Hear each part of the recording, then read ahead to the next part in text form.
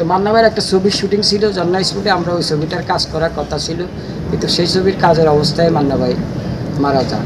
আসলে মান্না ভাইয়ের সাথে কথাবার্তা বললো, ওই দিনে মান্না ভাইয়ের সাথে শেষ দেখা এবং শেষ কথা, এবং মান্না ভাইয়ের সাথে আমি ওনার লোকটারে দিয়ে আমি বিদায় নিয়ে আসা করছি।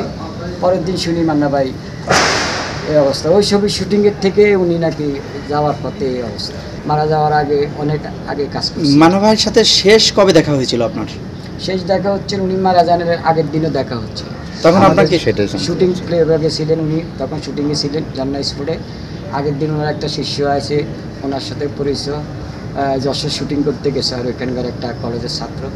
আর মান্না ভাইয়ের সাথে তো আমরা অনেক ছবিতেই কাজ করছি।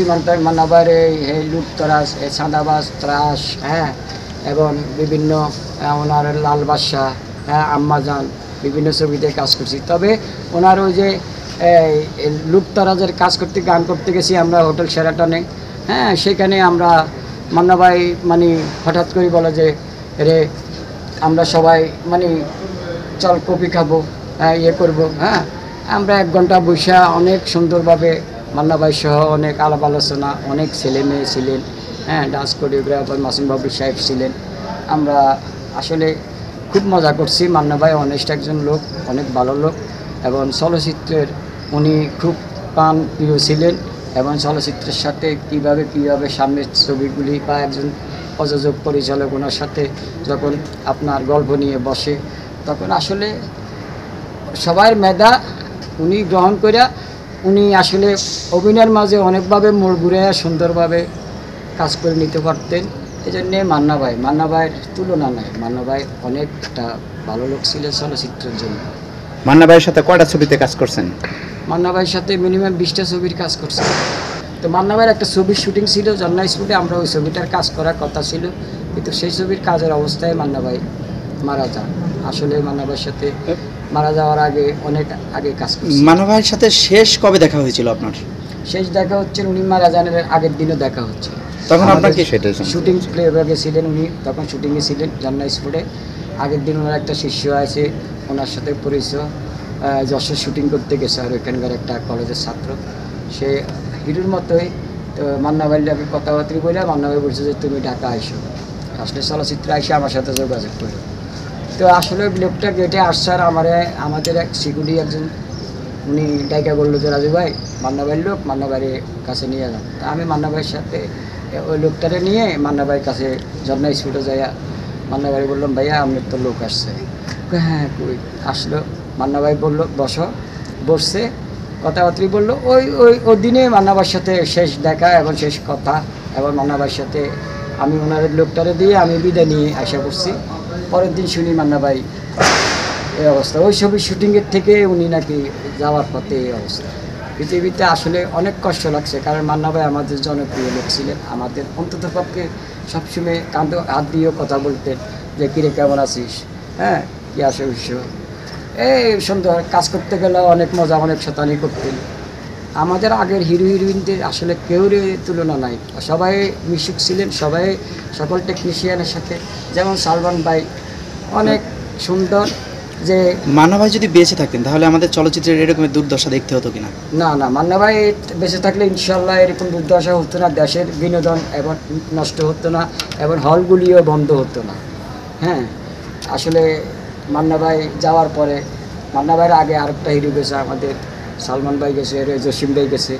ওনারা থাকলে আসলে বাংলাদেশ বিনোদনকে কেউ পালানোর মধ্যে ছিল না। হ্যাঁ, কোনো রাষ্ট্রে না, বাংলাদেশ সুন্দরভাবে বিনোদনে ইয়ে করতে পারে। আমরা একটা কথা শুনেছি যে মান্না ভাই নাকি যাদের কাজে নিত না তাদেরকে নাকি নিজে থেকে কাজে নেওয়ার জন্য বলতো, পরিচালকদের বলতেন, প্রযোজকদের বলতেন যে ওকে কাজে নাও, টাকা পয়সা দিতে না পারো আমি পরে দেখবো, আমার টাকা পরে দিও, এরকমের দৃশ্য নাকি আমরা অনেকের কাছে শুনতে পেয়েছি। এটা কি বাস্তবিক ছিলেন?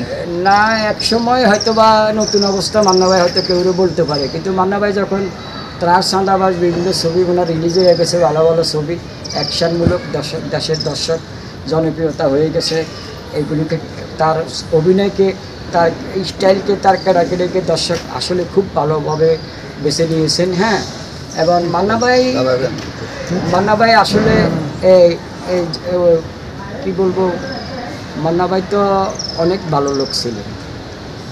এটা মান্না ভাই শোনার পরে মান্না ভাই বলতো টাকা পয়সা আমাকে দিস, অসুবিধা নেই, এখন যা দিয়া পারস স্টার্ট কর, তুই ভালো একটা ছবি বানা, ভালো একটা ডিরেক্টর হ। সেই সাজেশন নিয়ে কাজ করতে, আসলে হেল্প করতেন অনেক। তো মান্না ভাইয়ের মতো এরকমের আপনি আপনার চলচ্চিত্র জীবনে আর কাউকে পেয়েছেন কিনা? আরে পেয়েছি তো অনেকেরই, কিন্তু আসলে লাস্ট সময়তে আমাদেরকে মান্না ভাই বেশি জনপ্রিয়তা ছিল। তাই আমাদের বাংলাদেশের সুপারস্টার হিরো, হ্যাঁ, একসময় চলচ্চিত্রে অনেক ভালো অভিনেতা, যাওয়ার পথে অনেক সন এবং সনগুলি আপনার এই আপনার সরায় আমরা অনেক দূরে যাই আসলে। এই প্রাকৃতিতে বাবু ভাইকে একটা গোকরা সাপে কামড়ায় ধরে রাখছে, এটা বাবু ভাই বলতে পারবে না, আসলে আমরাও বলতে পারবো না। কিন্তু আমরা কাজ করতেছি, হঠাৎ করে বাবু ভাই তাকায় দেখে যে কি ওনার পায়ে সাপে কামড়া ধরে রাখছে।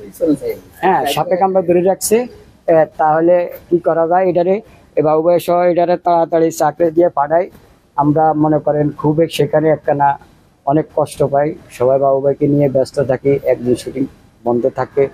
এবং কি বলবো, আনন্দের কথা তো অনেক আছে, সেটা বলে আসলে প্রকাশ করে আমার। যেহেতু আপনি আনন্দের কথা বললেন, আসলে আমরা একটু বেদনার কথা শুনি। বাংলাদেশ চলচ্চিত্রের ইন্ডাস্ট্রি একটা সময় যিনি চালিয়েছেন, আসলে যাকে ফাটাকেষ্ট বলা হয়, বাংলার ফাটাকেষ্ট বলা হয়, সে মান্না ভাই আসলে চলচ্চিত্রের একজন মহানায়ক ছিল, অনেকেই স্মরণ করে। মান্না ভাইয়ের সাথে আপনার ঘটে যাওয়া অনেক স্মৃতি আছে, যদি আমাদেরকে একটু স্মৃতিচারণ করতেন। আর মান্না ভাইয়ের সাথে তো আমরা অনেক ছবিতে কাজ করছি। মান্না ভাইয়ের লুক তারাস, সাদাবাস, ত্রাস, হ্যাঁ, এবং বিভিন্ন ওনার লাল বাদশা, হ্যাঁ, আম্মাজান, বিভিন্ন ছবিতে কাজ করছি। তবে ওনার ওই যে লুক তারাজের কাজ করতে, গান করতে গেছি আমরা হোটেল শেরাটনে। হ্যাঁ, সেখানে আমরা মান্না ভাই মানে হঠাৎ করে বলে যে রে আমরা সবাই মানে চল কপি খাবো, ইয়ে করবো। হ্যাঁ, আমরা 1 ঘন্টা বসে অনেক সুন্দরভাবে মান্না ভাই সহ অনেক আলাপ আলোচনা, অনেক ছেলে মেয়ে ছিলেন, হ্যাঁ, ডান্স কোরিওগ্রাফার মাসুম বাবু সাহেব ছিলেন। আমরা আসলে খুব মজা করছি। মান্না ভাই অনেস্ট একজন লোক, অনেক ভালো লোক, এবং চলচ্চিত্রের উনি খুব প্রাণ প্রিয় ছিলেন।